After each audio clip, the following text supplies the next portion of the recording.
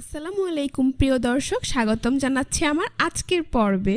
খুবই সহজভাবে ঝটপট কোনো রকম ঝামেলা ছাড়াই ভীষণ মজাদার একটি সকাল বিকেলের নাস্তার রেসিপি আজকে আপনাদের সাথে শেয়ার করব।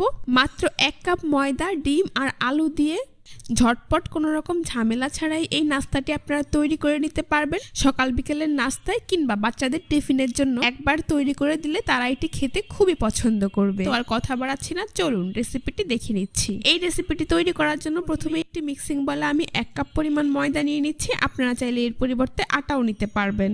দিয়ে দিচ্ছি স্বাদ মতো লবণ। তারপর এখানে আমি দিয়ে দিচ্ছি প্রায় 1 চা চামচ পরিমাণ চিনি। রান্নার রেগুলার তেল দিয়ে দিচ্ছি 1 টেবিল চামচ পরিমাণ। এবার এই সবগুলো উপকরণ একসাথে খুব ভালো করে মিশিয়ে নিচ্ছি। এইখানে ময়ানটা যত ভালো হবে আর যতটা বেশি সময় নিয়ে ময়দা তেলের সাথে মাখিয়ে নিতে পারবেন, নাস্তাটা তো বেশি খাস্তা এবং ক্রিস্পি হবে। যখন দেখবেন ময়দা এইভাবে হাত দিয়ে মুঠো করলে দলা পেকে যায়, তাহলে বুঝতে হবে ময়দা পারফেক্টলি মাখানো হয়ে গিয়েছে। এখন আমি এর মধ্যে অল্প অল্প করে পানি অ্যাড করে একটি ডো তৈরি করে নিচ্ছি। এখানে আমি নর্মাল টেম্পারেচারের পানিটাই ব্যবহার করছি।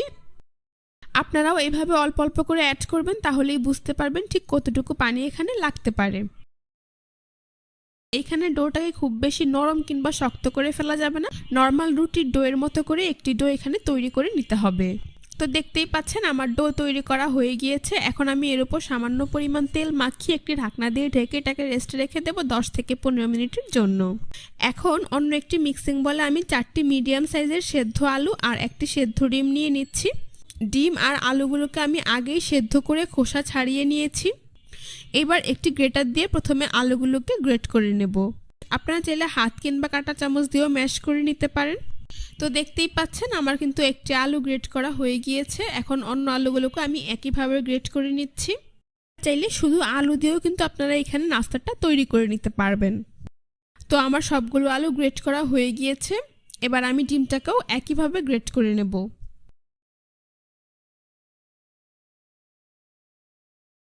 তো আমার সবগুলো আলু আর ডিম গ্রেট করা হয়ে গিয়েছে।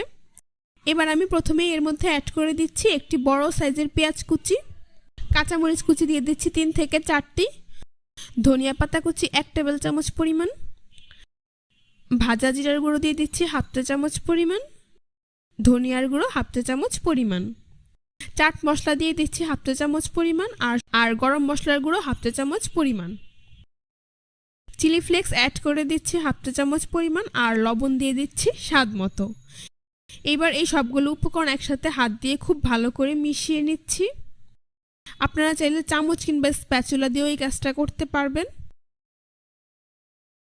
তো দেখতেই পাচ্ছেন মেশানো হয়ে গিয়েছে। এখন এটাকে আমি এক সাইডে রেখে দিচ্ছি। ফিরে এলাম 15 মিনিট পর। ঢাকনাটা আমি সরিয়ে নিচ্ছি। দেখতেই পাচ্ছেন ডো কিন্তু আগে থেকে অনেকটাই নরম হয়ে গিয়েছে। এখন এটাকে আরও কিছুটা সময় আমি মথে নিচ্ছি। তারপর একটি বোর্ডের ওপর নিয়ে নিচ্ছি। বোর্ডের ওপর নিয়ে এটাকে এইভাবে লম্বা রোলের মতো তৈরি করে নিচ্ছি। এইবার একটি ছুরি দিয়ে এর এক পাশ থেকে এইভাবে কেটে 7 থেকে 8টি ভাগ করে নিচ্ছি। দেখতেই পাচ্ছেন আমার লেচিটা কিন্তু ভাগ করা হয়ে গিয়েছে। এখন এইখান থেকে একটি লেচি রেখে অন্যগুলোকে মিক্সিং বলে নিয়ে ঢেকে রাখছি, এতে করে লেচিগুলো ড্রাই হয়ে যাবে না। এবার এই লেচিটাকে আমি এইভাবে গোল বলের মতো তৈরি করে নিচ্ছি। এভাবে চেপে চ্যাপটা করে উপরে পরিমাণ মতো ময়দা ছিটিয়ে দিচ্ছি। বেলন দিয়ে বেলে মিডিয়াম পুরুত্বের একটি রুটি এখানে তৈরি করে নিতে হবে। এই রুটিটাকে খুব বেশি পাতলা করে ফেলা যাবে না, আবার অনেক বেশি ভারী করেও বেলা যাবে না।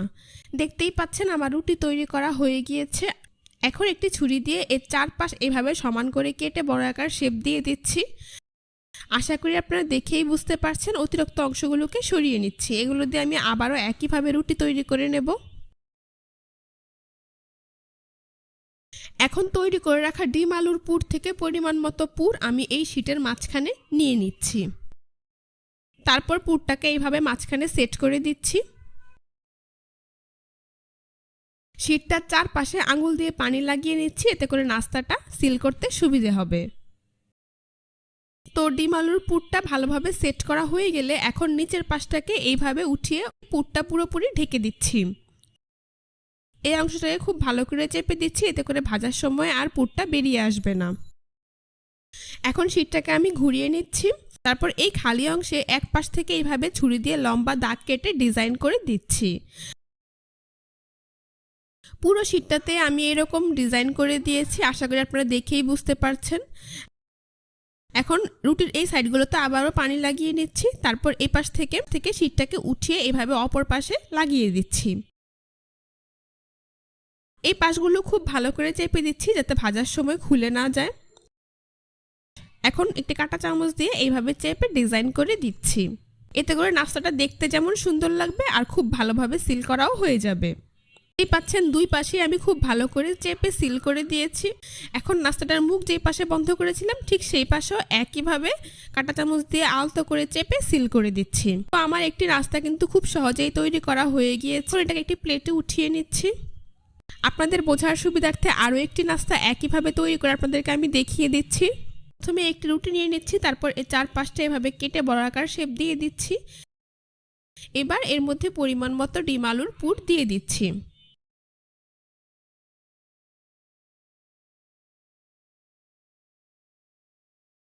শীটটার চারপাশে এভাবে পানি লাগিয়ে নিচ্ছি, তারপর নিচের পাশটা এইভাবে ভাঁজ করে পুরোর উপর দিয়ে পুরটাকে ভালোভাবে ঢেকে দিচ্ছি। এই অংশগুলোকে খুব ভালো করে চেপে দিচ্ছি ভাজার সময় খুলে না যায়। এখন শীটটাকে ঘুরিয়ে নিচ্ছি, তারপর একটি ছুরি দিয়ে এর এক পাশ থেকে এইভাবে লম্বা দাগ কেটে ডিজাইন করে দিচ্ছি। তো সম্পূর্ণ অংশ ডিজাইন করা হয়ে গেলে এটা সাইডে পানি লাগিয়ে নিচ্ছি, তারপর একইভাবে এর উপর নিয়ে এভাবে ভাঁজ করে দিচ্ছি। আশা করি আপনারা দেখেই বুঝতে পারছেন। এই অংশগুলোকে খুব ভালো করে হাত দিয়ে চেপে লাগিয়ে নিচ্ছি, তারপর একটি কাঁটা চামচ দিয়ে এইভাবে চেপে সুন্দর ডিজাইন করে দিচ্ছি। চাইলে কিন্তু লম্বা দাগ কেটে ডিজাইন করা ছাড়াও একইভাবে নাস্তাটা তৈরি করে নিতে পারবেন। দেখতেই পাচ্ছেন আমার কিন্তু আরও একটি নাস্তা কত সহজে তৈরি করা হয়ে গিয়েছে। এখন এটাকে আমি প্লেটে উঠিয়ে নিচ্ছি। এভাবে আমি সবগুলো নাস্তা তৈরি করে নিয়েছি। এখন নাস্তাগুলোকে ভেজে নেব। সেই জন্য চুলায় একটি প্যানে পরিমাণ মতো তেল দিয়ে তা মিডিয়াম হিটে গরম করে নিয়েছি। এইবার গরম তেলে একে একে নাস্তাগুলোকে দিয়ে দিচ্ছি। চুলার আঁচ মিডিয়ামে রেখে কিছুক্ষণ পরপর উল্টে পাল্টে নাস্তাগুলোকে গোল্ডেন ব্রাউন কালার এবং ক্রিস্পি করে ভেজে নিতে হবে। দেখতেই পাচ্ছেন আমার নাস্তাগুলোর এক পাশ ভাজা হয়ে গিয়েছে, এগুলোকে আমি উল্টে দিচ্ছি। তো এভাবেই কিছুক্ষণ পরপর উল্টে পাল্টে নাস্তাগুলোকে আমি ভেজে নিয়েছি। আমার নাস্তাগুলো ভাজা হয়ে গিয়েছে, খুব সুন্দর কালার চলে এসেছে। এখন এগুলোকে তেল থেকে তুলে খুব ভালো করে তেল ঝরিয়ে একটা নাস্তার প্লেটে নিয়ে নিচ্ছি। এভাবেই আমি সবগুলো নাস্তা তেল থেকে তুলে খুব ভালো করে তেল ঝরিয়ে নাস্তার প্লেটে নিয়ে নিচ্ছি।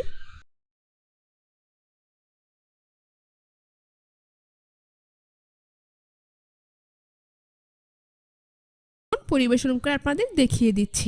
দেখতেই পাচ্ছেন আমার নাস্তাগুলো দেখতে মাশাআল্লাহ কতটা সুন্দর এবং ফুলকো হয়েছে, আর খেতেও হয়েছে অনেক বেশি মজাদার এবং মুচমুচে। বিকেলে চায়ের আড্ডায় কিংবা বাচ্চাদের টিফিনের জন্য অথবা অতিথি আপ্যায়নে আপনারা কোনো রকম ঝামেলা ছাড়াই ঝটপট এই রেসিপিটি তৈরি করে দিতে পারবেন।